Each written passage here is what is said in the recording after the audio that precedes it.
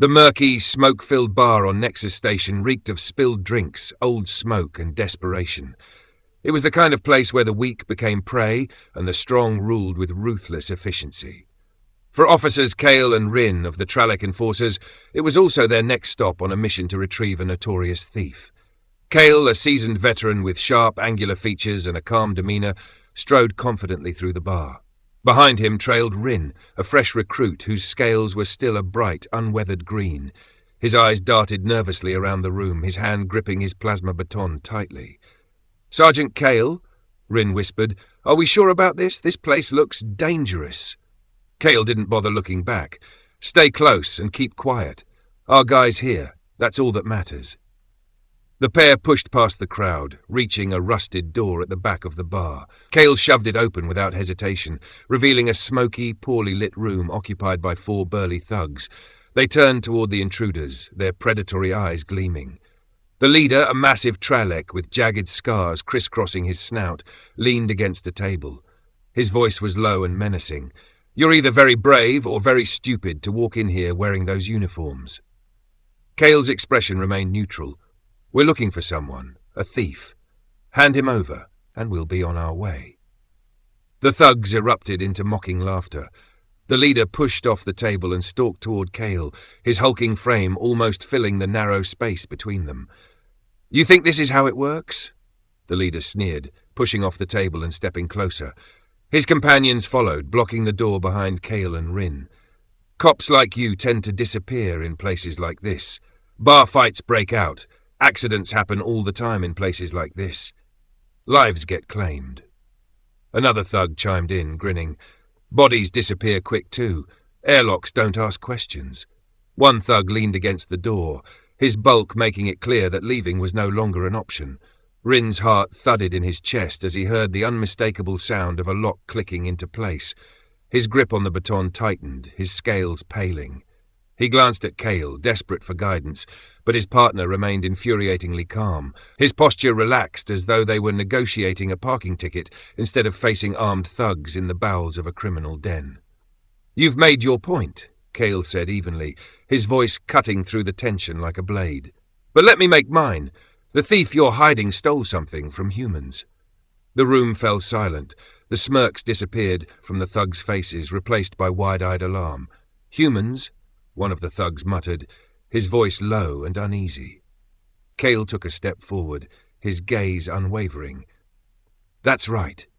And you know what happens when you cross humans. You've heard the stories. Remember the Korvax syndicate? Wiped out to the last member because they thought kidnapping a human for ransom was a good idea.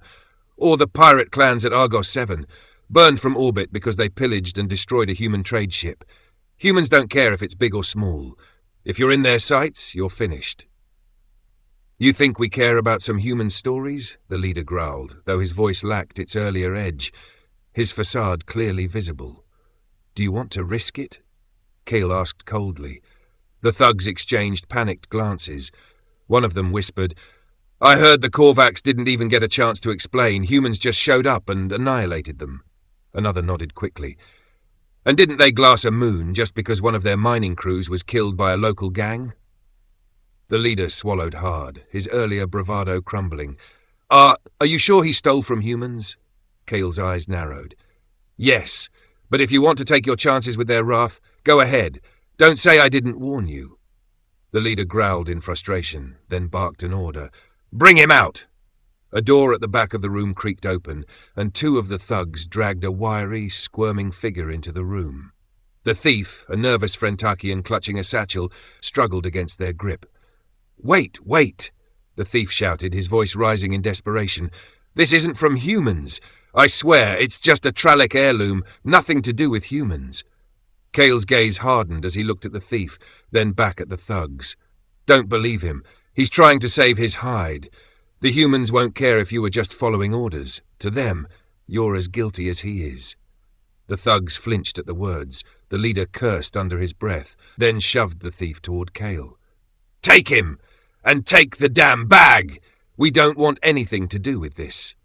Kale grabbed the thief by the arm, his grip firm but unhurried. He cast a final glance at the leader. "Smart choice. Humans might not hear about this as long as you stay out of their way. Rin scooped up the satchel, barely able to contain his surprise. As they left the bar, the thugs muttered curses under their breath, shivering at the thought of attracting human attention. Outside, Rin's legs felt like jelly, and his breaths came shallow. When they were finally clear, he turned to Cale. "Sergeant, that thief wasn't lying. This wasn't stolen from humans. It was just some old Trallic artifact." Cale smirked, his calm demeanour finally cracking into a hint of amusement. "I know." Rin blinked, his scales flushing with confusion. "Then why did you tell them it was from humans?" Cale stopped, turning to face his young partner. "Because, Rin, the name of humans is enough to strike fear into anyone. Those thugs might have been willing to take us on, but they'd never risk angering humans, not even over a lie. Sometimes it's not about what's true, it's about what keeps you alive." Rin stared at Cale, processing the words. Finally, he nodded, a newfound respect growing in his eyes. As they escorted the thief to their vehicle, Rin glanced back at the bar, still hearing the echoes of panicked curses. The name human, he realized, carried a weight far greater than he'd ever understood.